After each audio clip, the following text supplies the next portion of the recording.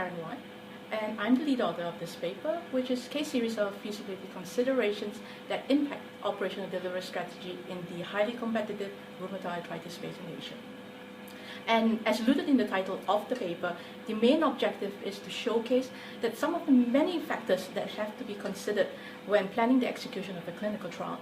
And in this instance, we look at rheumatoid arthritis in Asia itself. What is feasibility and why is it important in rheumatoid arthritis? In 2010, 3 of the top 10 selling drugs worldwide were in the space of a novel monoclonal antibody for rheumatoid arthritis or similar connective tissue disease. So in spite of this, there still remains an unmet medical need for additional therapies. And this in turn means that rheumatoid arthritis clinical trial space is very competitive. And recruiting and retaining subjects is of critical importance. So what exactly is feasibility? It's very much an investigative process to ascertain if a clinical trial can be conducted as per the protocol.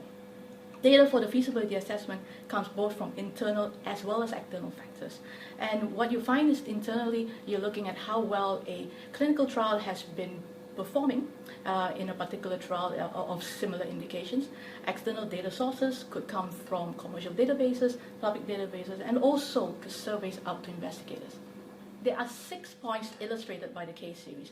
1, changes in the drug development strategy has a knock-on effect on the clinical operational delivery part. 2, competition in the form of other active clinical trials reduces available patient and sites for one's own clinical trial. 3, outreach to investigators is important to ascertain really the current clinical situation.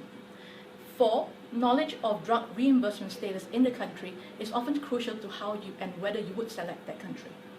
5, high prevalence of diseases like tuberculosis has an impact on suitability of a country for clinical trials, especially for immunosuppressive type therapies.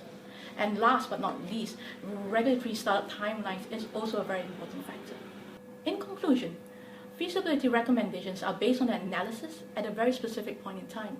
In a space that has become competitive or is competitive for subjects, and we use the example of rheumatoid arthritis, one really must consider multiple factors to be able to plan for the successful execution of a clinical trial.